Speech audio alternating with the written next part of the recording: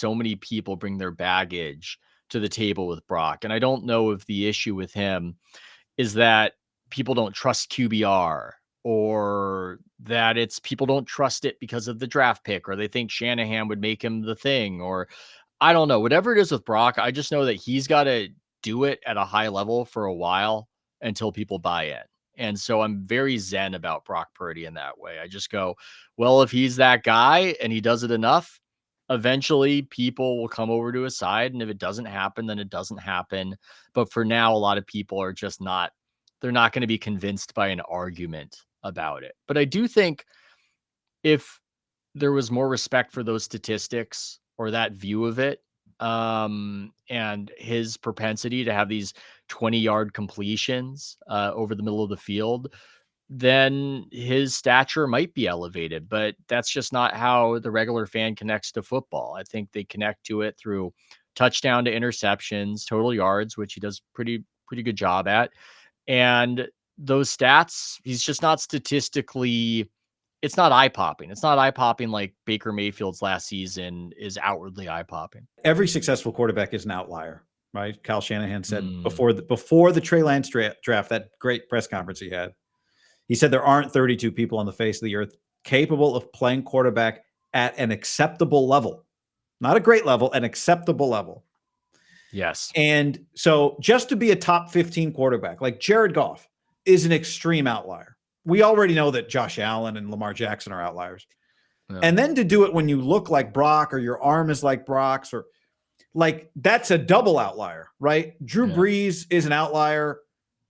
Tom Brady is an outlier. Dan Marino's an outlier, but Drew Brees is like the outlier of outliers, right? So I just, even though it's funny as you look at like the top 10 quarterbacks, and it's like Montana, Brees, well, Brady.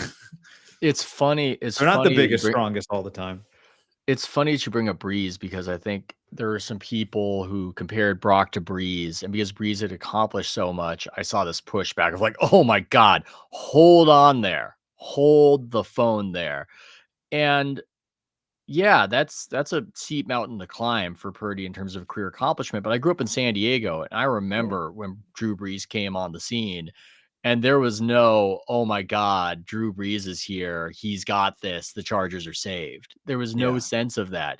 The way he was regarded was worse early on in his career than what Brock Purdy was regarded on early in his career. So it's funny to bring up Brees in that context. The statement you had, though, about there aren't 32 people who can do it, I think that's really important to understand for the contract conversation, because I was tearing my hair out as a football outsider watching how the Purdy contract was being debated and deliberated over. It just wasn't rational to me. And I think in many ways, NFL media is better than NBA media. I think NBA media can be indulgent, can be too player friendly, can be too into player empowerment, afraid to criticize. And I like that NFL media can be more critical because fans feel critical and it can mirror that. But I do think, as I wrote, that NBA media, because of that tendency of being very player focused, is in a way more logical on contracts, and we're used to it and we've internalized it. And when an all-star gets a max contract, we don't get into this angry high dudgeon about it like Chris Sims. We're not livid over it because we understand something. We understand that there's no way to replace that guy, that the way the structure is set up, you might not feel like he should be making as much as LeBron James, but there's no way to get somebody else as good as him. So that's the contract. That's just how it's going to be. NFL doesn't have a max contract in that way, but it's a very similar situation where I love Colin Cowherd, but I saw he seemed offended that Brock was making roughly the same as Josh Allen. And I get that, but you don't get to then auction on Josh Allen and take the money you would have spent on Brock and get Josh Allen. The way the NFL is set up is similar to the NBA. You get to keep your very best. You get to keep your stars. They don't ever hit the market. We have this idea of like, it's a free market and free agency, go get somebody. The good stuff, by and large, doesn't come out in that market. And that's true of quarterbacks. And I feel like it's increasingly true of edge rushers where, I want to bid on a Myles Garrett. Ooh, that's going to be, turns out I can't. There's just and left aging tackles and veterans. tackles, offensive tackles. Yeah. It's like on that market, it's aging veterans, guys with injuries. And so people have these conversations, these debates of, I wouldn't pay this guy 50 million. I would pay him 30 million. And that's just, you don't get to. It's not an option. It's not available to, because that's the market. And that the reason it's the market is because you've got no other real plausible option. And forgive me for monologuing on it, but right there, that section of the you wrote, this is what you wrote, the choices between quarterback who understands the system and has performed well, or the great unknown, which usually fails. Yeah, that's the choice. Most draft picks fail. And so I saw Grant Cohn. I like Grant, but I saw him debating with Larry Krueger on this issue. And he said, here's what I would do. What would I do when put to that decision?